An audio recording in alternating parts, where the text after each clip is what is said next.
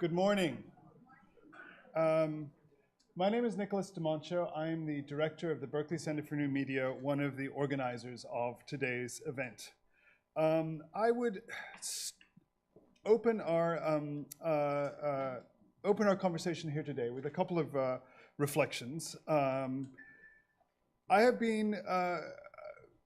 eye has been caught more than usual these days by a quote at the entrance of the Free Speech Cafe, which is, of course, the closest thing the Berkeley campus has to a holy space, where there is a quote from Mario Savio that says this, that free speech places us just below the angels, which as an architect is fascinating to me, as the public affairs, or res publica, that give name to our own republic, were conventionally not sacred at all in classical times, but reserved literally for the space in front of the temple, the non-sacred space, the profane, which gives us the word profane. Similarly, the modern university, or at least the first modern university outside the Islamic tradition in Bologna, had a profoundly pragmatic origin. It was originally formed as a collection of mutual aid societies, collectively termed universitas, on behalf of the foreign students, immigrants to the city, for protection against collective punishment for the perceived crimes and debts of their countrymen.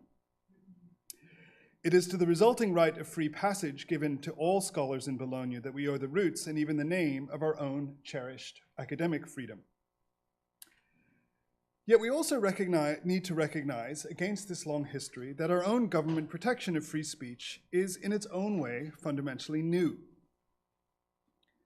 It was, in many ways, the product of a previous explosion in media, of widely available newsprint and photojournalism and radio in the early 20th century.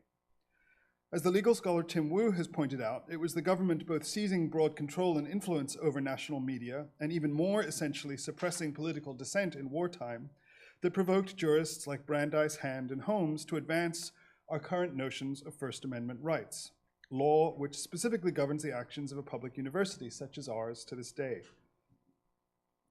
Now, Berkeley's own essential free speech movement took place at the intersection of this era with one more like our own, when students and ultimately faculty rejected the notion that this institution should restrict or suppress political speech on the part of students, an argument that precisely connected the new narrative of free speech in American society with the long-standing tradition of academic freedom. Today, however, we face a stark and urgent confluence of this history and the media condition of our own age.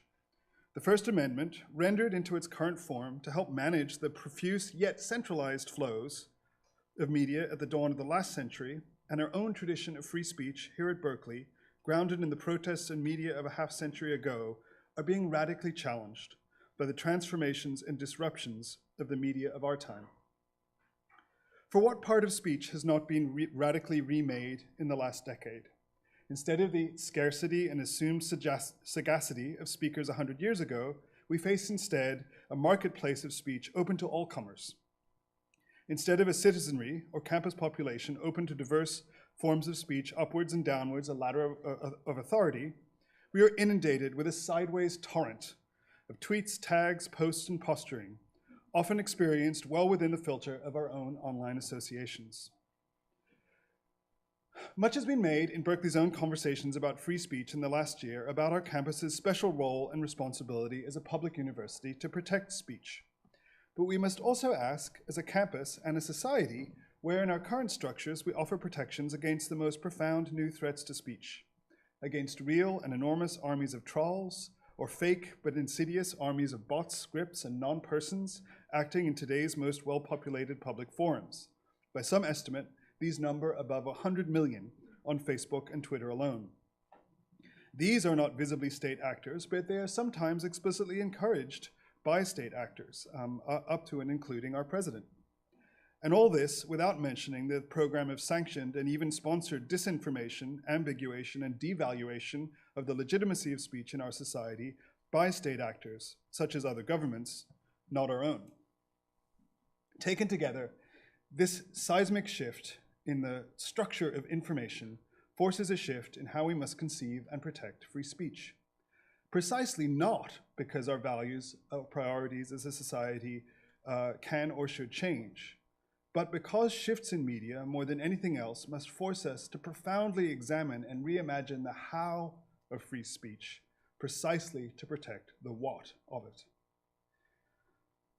The event you're all part of today was planned more than a year ago, prior even to the presidential election of 2016. Oh, sorry, yeah, 2016. My memory gets a little fuzzy there. I will say only that I do not actually delight in all the ways that recent events have conspired to make clear the importance of the discussion we are framing today.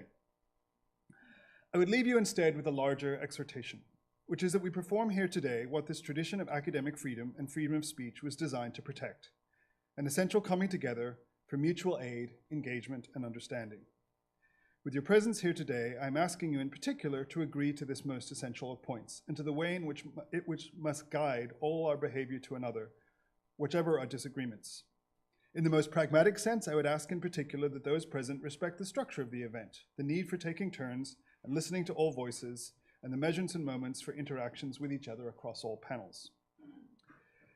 In this spirit of exchange, I'm particularly thankful to our own essential collaborators in this event, the Graduate Assembly and Bridge USA, as well as to the many speakers, faculty, staff, and students who have agreed to speak. And also to one very special staff member, Laura Wolf, who is not a speaker, but without whom none of our speech here would be possible.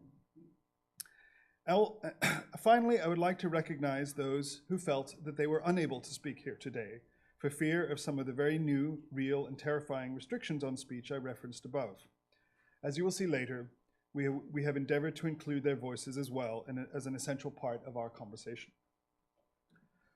Finally, I would invite you to take your turn in this conversation, not just in the Q&A sessions we have sprinkled throughout the day, but in the form of our closing address, the mirror across the day of the words I speak to you now.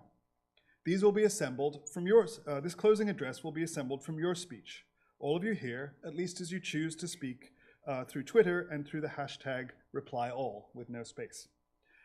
The quality and focus of this closing address will therefore be entirely up to you, and we look forward to it.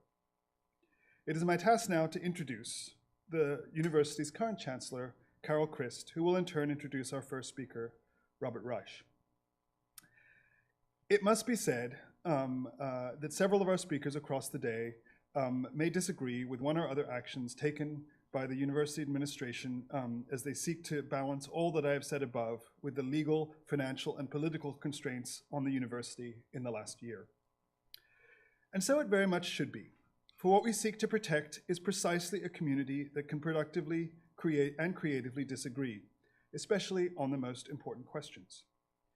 Yet I believe each of us, whatever our beliefs, should be profoundly respectful and grateful to the responsibility, complexity, and scale of the task of leadership of the university through this time. Who of us would readily take it on? It would have been very easy for Chancellor Christ not to take this job at this time. Few would have faulted her after what is already a remarkable career, both at this university and at Smith. It is in this light especially that I would, on my own behalf, but I hope on behalf of all of you as well, express my enormous gratitude to Carol, not just for her presence here today, but for her values-driven and engaged leadership as we seek to create freedom of speech and ideas here together, not just in principle, but in practice, not just in imagination, but in fact. Thank you so much.